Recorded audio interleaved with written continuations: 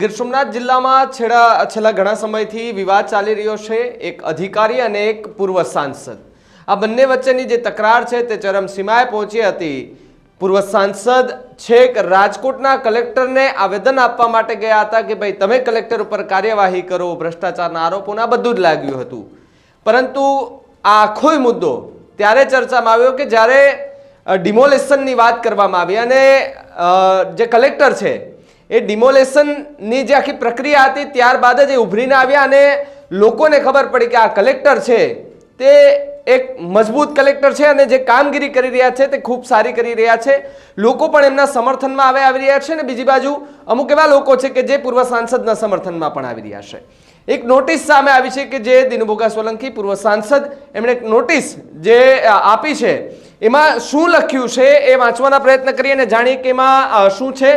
જાહેર નોટિસ કમ ચેતવણી, આથી લગતા વળગતા તમામ સંબંધ કરતા તેમજ જાહેર જનતાને આ જાહેર ચેતવણીથી અમારા અસીલ દિનુભાઈ બોઘાભાઈ સોલંકીની સૂચના તથા ઈચ્છા અનુસાર આ જાહેર ચેતવણીથી જણાવીએ છીએ કે અમારા અસીલે કોડીનાર વિધાનસભા મત વિસ્તારમાં ધારાસભ્ય તરીકે વર્ષ 1998 થી વર્ષ 2009 સુધી કાર્યરત હતા, તેમજ 13 જુનાગઢ લોકસભાના સાંસદ સભ્ય તરીકે વર્ષ 2009 થી 2014 સુધી કાર્યરત હતા, તેમજ ગુજરાત રાજ્યમાં જુદી જુદી સહકારી સંસ્થાઓમાં કાર્યરત છે અને કારડિયા રાજપૂત સમાજના માનભર્યું સ્થાન ધરાવે છે। આમ અમારા અસીલ જાહેર જીવન સાથે જોડાયેલા છે અને ગીર સોમનાથ જિલ્લામાં બહોળી લોકચાહના તથા પ્રતિષ્ઠા ધરાવનાર વ્યક્તિ છે।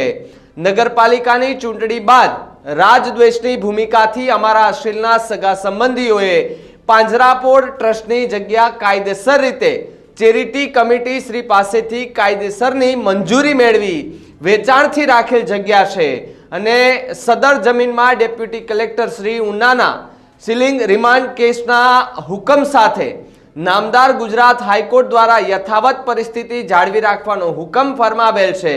તે મુદ્દાને એક અધિકારી સમજ્યા વગર પ્રજાને ગુમરાહ કરવાનો હીન પ્રયત્ન કરી રહ્યા છે। તે મુદ્દો પણ અમારા અસીલના સગા સંબંધીઓને છે તથા જગ્યા ઉપર સરકારશ્રીએ કે ગીર સોમનાથ જિલ્લા કલેક્ટર મારફત કોઈ ખાલસા કરવાની કે દબાણ અંગેની કોઈ નોટિસ મળેલ નથી, જેની આ જમીન સંદર્ભેના જે સમાચારો પ્રસિદ્ધ થઈ રહ્યા છે તે સત્યથી વેગળી હકીકતવાળા ગેરમાર્ગે દોરનારા તથા અમારા અસીલનું નામ બદનામ કરવાના એકમાત્ર ઈરાદાથી નામજોગ સમાચારો પ્રસિદ્ધ કરવામાં આવે છે। આવા સંજોગોમાં આ જાહેર ચેતવણીથી જાહેર જનતાને જણાવવાનું કે અમારા અસીલ વિરુદ્ધ કોઈ પણ મીડિયામાં સમાચાર કે પબ્લિસિટી કોઈ પણ જાતના સત્યતાની કે આધાર પુરાવાની ખરાઈ કર્યા વગર અમારા અસીલનું નામ બદનામ કરવાનો પ્રયત્ન કરી જો સમાચાર પ્રસિદ્ધ કરવામાં આવશે તો તેની સંપૂર્ણ જવાબદારી જે તે સમાચાર પ્રસિદ્ધ કરાવનાર તથા આવા સમાચાર પ્રસિદ્ધ કરનાર તથા તેઓના તમામ મળતિયાઓની રહેશે, જેની ગંભીર નોંધ લેવી અને અમારા અસીલ આવા તમામ અપકૃત્યો કરનાર સામે કાયદેસરની કાર્યવાહી કરશે અને તેની તમામ જવાબદારી આવા અપકૃત્યો કરનારના સિરે રહેશે। આવા સંજોગોમાં બેજવાબદાર સમાચારો પ્રસિદ્ધ થશે, અમારા અસીલ આવા તમામ અપકૃત્યો કરનાર સામે કાયદેસરની કાર્યવાહી કરશે અને તેમની તમામ જવાબદારી આવા અપકૃત્યો કરનારના સિરે રહેશે, તેની નોંધ લેવી। આ નોટિસ દિનુભોગા સોલંકી પૂર્વ સાંસદ તેના દ્વારા એક પેપરમાં આપવામાં આવી। જ્યારે આ ચર્ચાઓ થઈ રહી હતી તે દરમિયાન જે કામગીરી કલેક્ટરે કરી છે તેનાથી જે લોકો ખુશ છે તે એમને સમર્થન કરી રહ્યા છે, પરંતુ અમુક એવા લોકો છે કે જે દિનુભોગા સોલંકી છે પૂર્વ સાંસદ એના સમર્થનમાં પણ છે, એ લોકો આનો વિરોધ કરી રહ્યા છે।